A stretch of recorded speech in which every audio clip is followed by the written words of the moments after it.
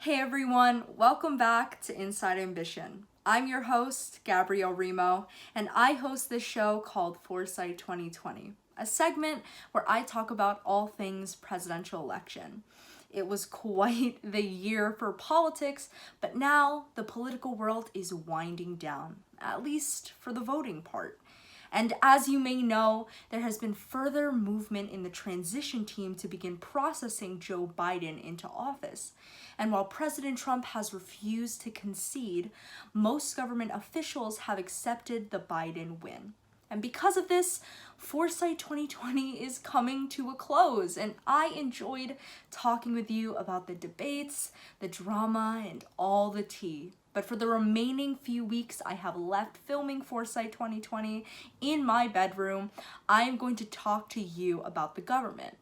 I want to give you the civic education America so desperately needs. Today, I'm going to be explaining Congress, so sit back, relax, and let's get into it.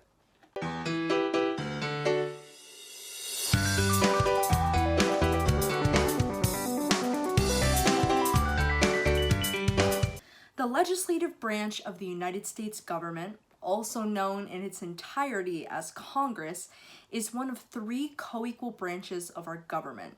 It's separated into two parts, the House of Representatives and the Senate, in which in total there are 535 members.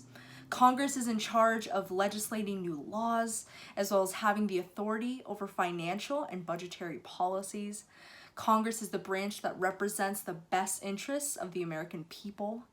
They maintain and create laws that aid the success of our country. And like the other two branches of the US government, Congress oversees the other two branches by upholding checks and balances. Mainly, they investigate and oversee the executive branch, the president and the White House. And they make sure that they do not abuse and overuse their power. The legislative branch is able to pass new laws and override any veto the president may place by passing the bill in both the House and the Senate with a 2/3 vote in each.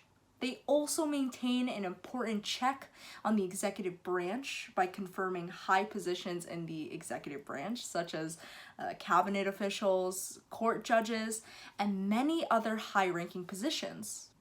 Alongside this, part of Congress's constitutional power is to establish an annual budget for the government. This also means that they impose and collect taxes and tariffs to help said budget, which usually provides the funding for government services in the executive departments. Both chambers of Congress also have an extensive amount of investigative powers to keep the other branches of government in check. Most of the time spent in Congress is holding hearings and investigations in the committee by using their power of congressional subpoenas, which basically means that Congress is ordering someone to attend court. Now, Congress is split into two separate chambers, the House of Representatives and the Senate. Let's talk first about the House of Representatives, which is the lower chamber. The House is made up of 435 elected officials, divided up by the 50 states proportionally to their state's population. For example, the most populous U.S. state, California, has 53 representatives in the House, while states like Wyoming, Vermont, and North Dakota each have one representative.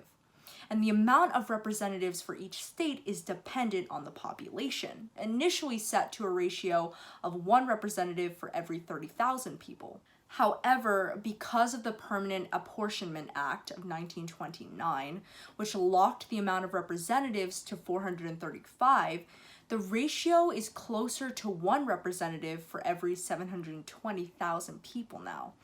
Representatives are elected every 2 years, and one must be at least 25 years old to run, as well as being a U.S. citizen for at least 7 years. Currently, 5 delegates and 1 resident commissioner serve as non-voting members of the House, although they can vote in the committee. These non-voting members include that of Washington, D.C., American Samoa, Guam, the U.S. Virgin Islands, and the Commonwealth of Northern Mariana Islands.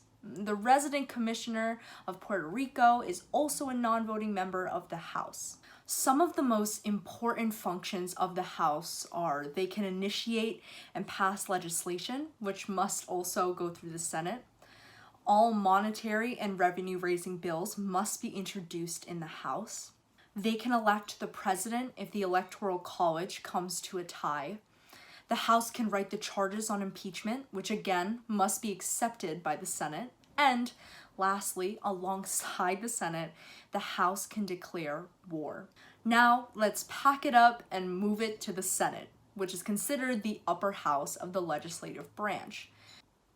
To balance the population-dependent House of Representatives, the Senate is non-proportional and gives each state an equal 2 senators per state.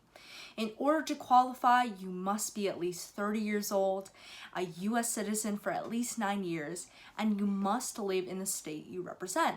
And like the House, an election is held every 2 years, but the member instead serves for 6 years instead of 2. This gives the less populous states their own advantage to counter the disadvantage they have in the House.